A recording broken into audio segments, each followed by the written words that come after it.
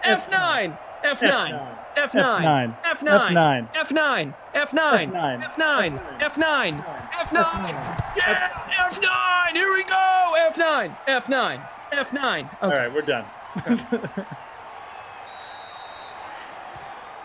Terrellin, don't be so self-centered. It's not just your hell. It's everyone else's hell, too. So just embrace it. I like the people who, remember when we first started doing that and people would just like leave their thing on and they're like, oh, my wife just walked in and I'm chanting like, you know, like Snowball or something.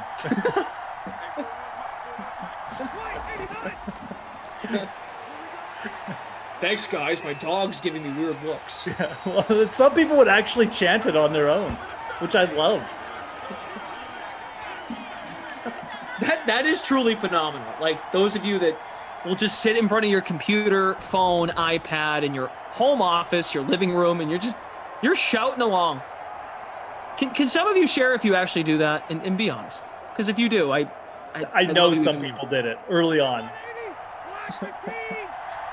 Definitely 100% happened. Pretty admirable, honestly.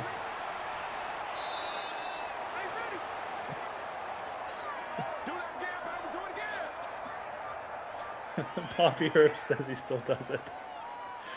He's just trying to sweeten you up for another pizza is all he's doing. Yeah, really.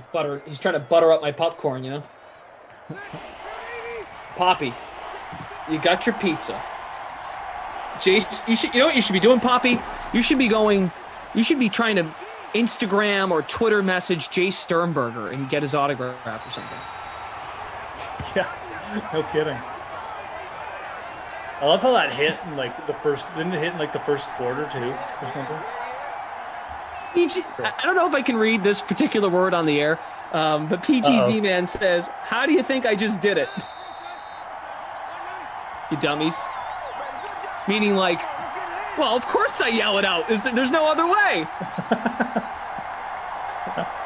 That's great.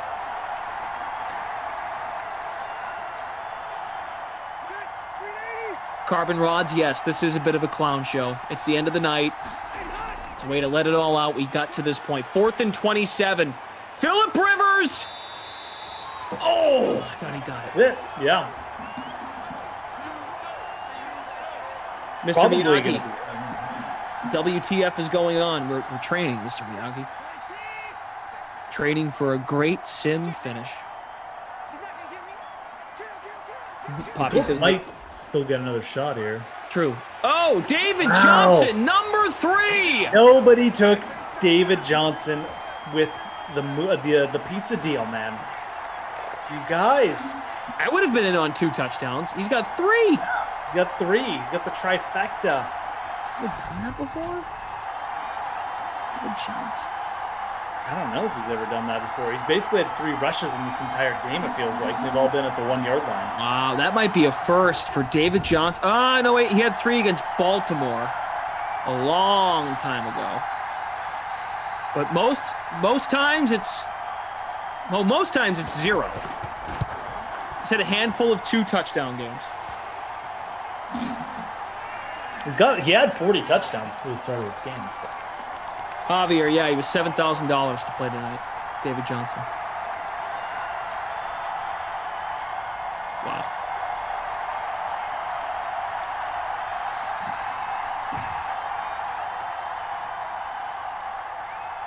Okay. Houston up by 8. This is not over yet. I mean, technically, obviously, if they wanted to win the game, they should have just, ran the clock down, maybe even kicked a field goal and then give him back. But yeah, Indy can actually tie this now. Give it to me. Give me the madness. Andrew Scarcella. Something must have changed with Johnson. He's been amazing the last couple of sims. Well, let's look. David Johnson, game log. He had 98 yards against Tennessee. No touchdowns. Sim before that, 42 against Miami. That's it. No catches, no touchdowns. Rams, 63 yards, touchdown. Arizona, 70 yards, touchdown. Against the Colts, This might be some reason why folks were not into him tonight. Against the Colts 5 sims ago, he had 4 yards. 4. Oh, look at this. Pascal. Moose boost. And he got out of bounds. This game is not over.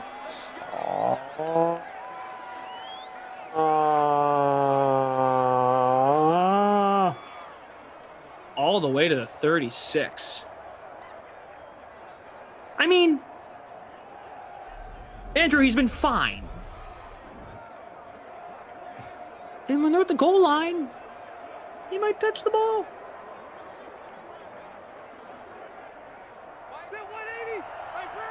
Here we go, Phillip.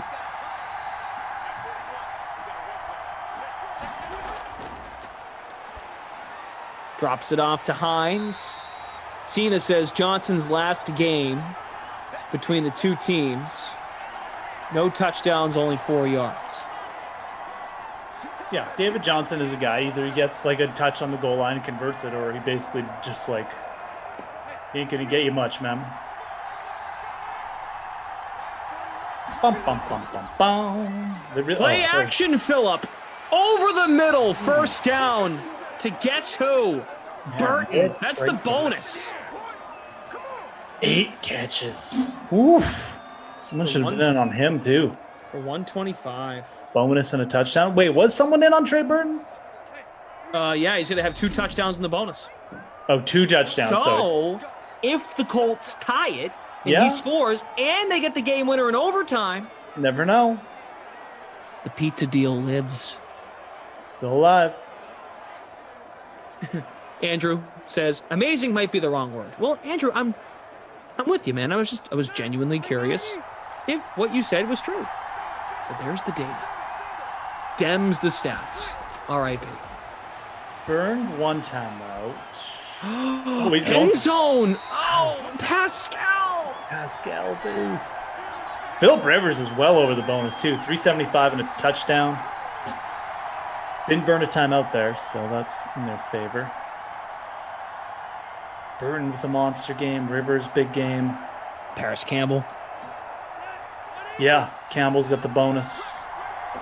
DJ's got all 3 touchdowns for Indy. Or no, 3 of 4, excuse me. Rivers. Going again. Oh, he's in. No. Oh, no, Pascal. Okay, we got 1 time out left.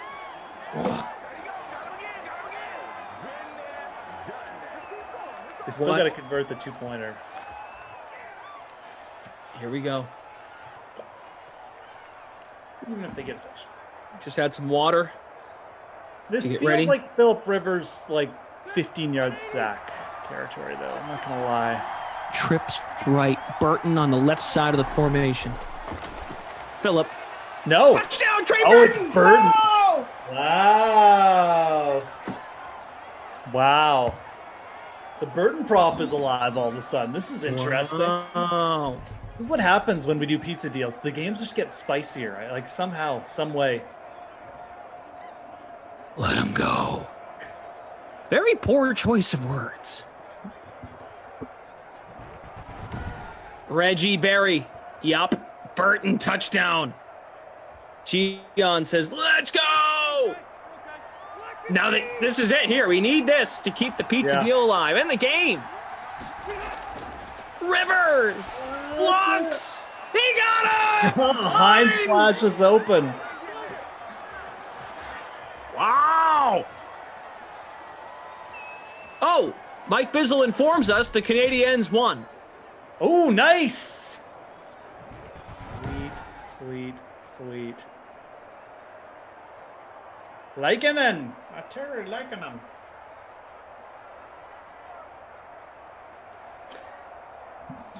And by the way, the pizza deal contestant for tonight is Obi-Wan. So it was Obi-Wan is on the Trey Burton. Yep. Okay. Well, it's live, dude. I mean, I don't think the Texans are going to score before OT. So Colts get the ball back, right back. Who knows, dude? Maybe David Johnson will get a 4th touchdown. I don't know. David They're calling Johnson. a timeout. So Actually, Houston, geez, if they get aggressive here, they could, like one play downfield, 10 seconds, it is possible they could get a field goal off. David Johnson, don't start getting amazing now. We just talked down to you. Poppy says, Glash and Moose brought us an instant classic. Emerson's forehead, sweet mother of everything. That is good in this world. Hey, you guys dealt with some lag, and here we are. Yeah. Having ourselves a night. Okay, well, they're probably not going to be able to get a field goal off now because they did the dumb thing and ran. Chuck it downfield. Oh, they should be able to get a Hail Mary off here, though. You think they throw it? They might. Well, I mean, they could go for the sidelines. I guess they have time for 7-yarder, but no, this should be a Hail Mary. Inside handoff. Here it comes. Oh! They're at midfield, dude. Oh! Yeah. Oh! Stopped. Oh! Wow. That had a real shot, too. That had a real shot. It was right in there. All right, Burton Pizza Deal still alive. Who's going to win the toss? This is all of a sudden a big sweat. Texans, I think, won the toss, yes? Yeah. Yeah, they did. Texans won the toss. Okay. Well, need a quick stop. Maybe a turnover or something. Wow. That had the distance, that throw. No, that was in the end zone. I mean, they're in a crowd of Texans receivers. They just didn't come down for it. Getting spicy on Madden After Dark, folks. Make sure you smash that like for us. Appreciate you guys hanging on. Tara Lynn is informing us that the Clippers are up by 13, and she says, OMG, why? Come on, Tara Lynn, you got to embrace the late night Madden After Dark. You got nowhere to be. Unless, maybe I'm wrong. Yeah, Clip killing it in this game.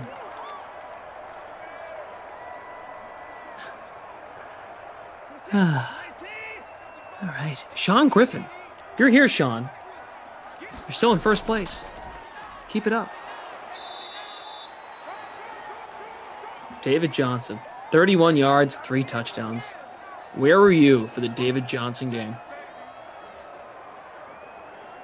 If you were one of those people, and I don't blame you if you were, that hit the dislike button earlier because you were just mad, annoyed, over it, sick of us, maybe you'll reconsider. Been a pretty good sim.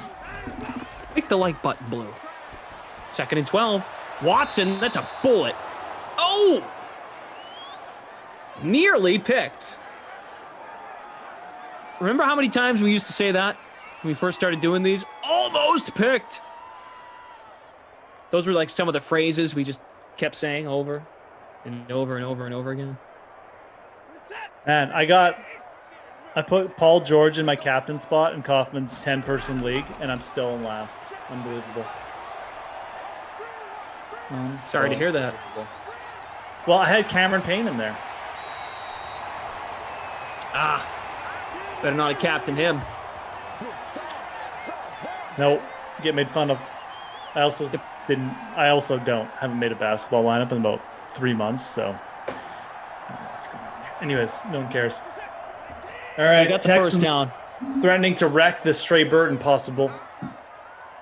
Noah Moon. Noah Moon's still alive. He's in the chat. Booker, so trash. Well, hi, Noah. Good to see you. Hello to you, too.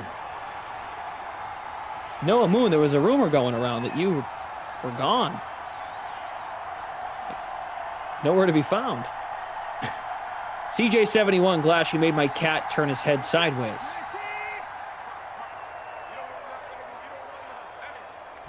Here we go. 2nd and 5. Watson roams to his right, tucks and runs. Spin! Wow.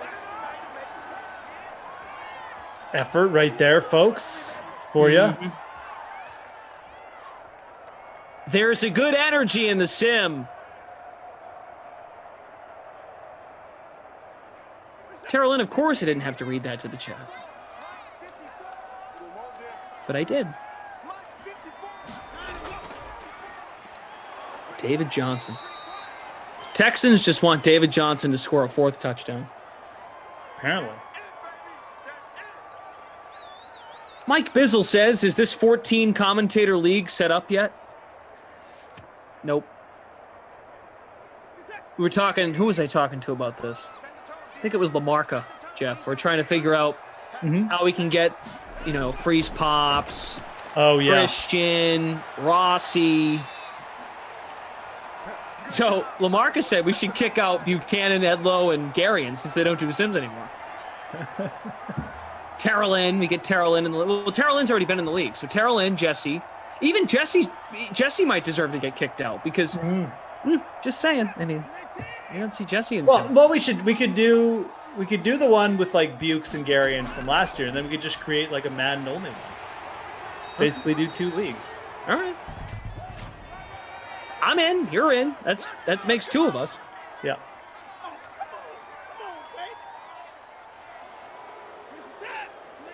Yeah, I think that's what we should do. Just create a separate Madden only. We'll create another one. 3rd and 7. This is kind of big. Incomplete. This isn't a Fairbairn from 50? Yep. He'll probably make it. No way. No. Not a big believer in Fairbairn? Nope. He ain't making this. Okay. I have no idea. No Sean Moreno. No shot.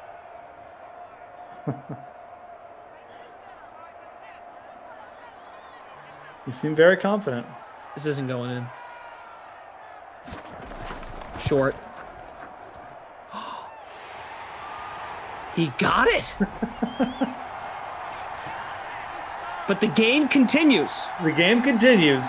The game definitely, well, that just snuck in. Just. This is actually not best, but actually, yeah. This is kind of best case scenario for If you're Obi-Wan. on the Burton prop, it's the best case scenario because they definitely would have stopped for a field goal if they had a chance, and now they'll go for a touchdown no matter what. So it's very good for the Trey Burton prop. You wanted that to go through.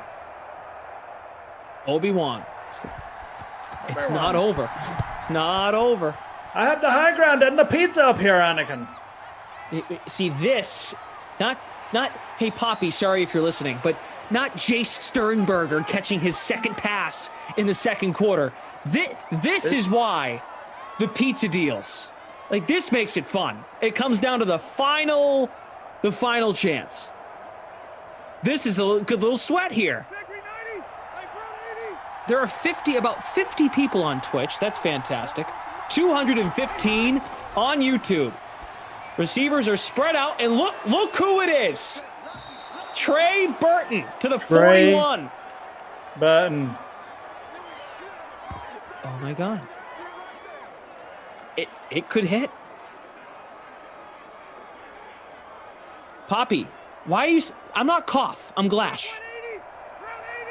Lane says DK commentators are wrong 85% of the time. You're probably right. Thanks for being here. More like 98, but anyways. Rivers throws it away.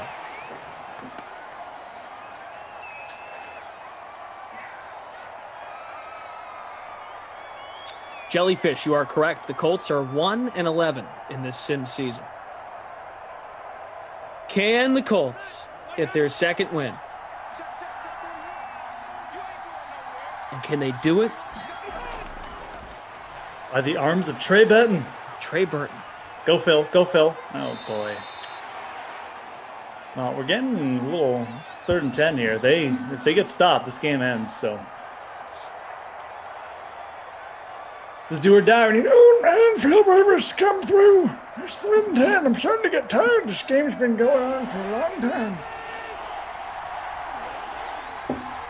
We've got about 150 people watching in the game center right now too.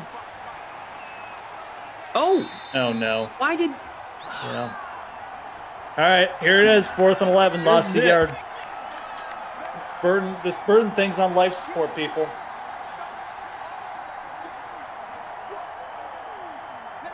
Here we go, Jim.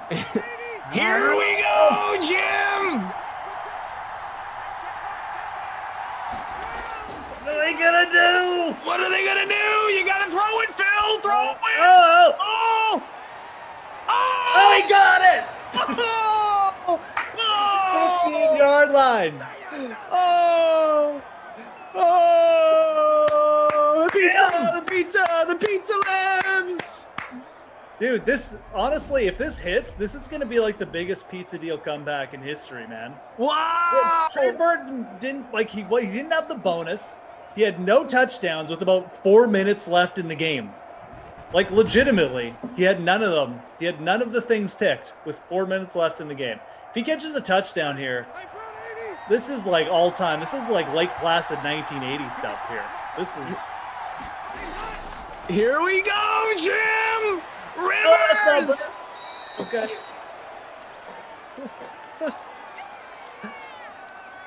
Oh. At the 8. This is it. This is where they'll just pop a Tim over the middle too. So this is, wow. Okay, where is he? I don't see him. Oh, he's out there. He's up top on the right Yeah, side. he's up top. Yeah, he's up top. Don't do that! Jeez. Oh, they got the first. Did he get the first? At least get the first. Yeah, okay, got the first. That's actually good. Okay, so they got 3 pops here. 4 pops, actually, if they want. Well, 3. Wow. Wow, wow, wow, wow,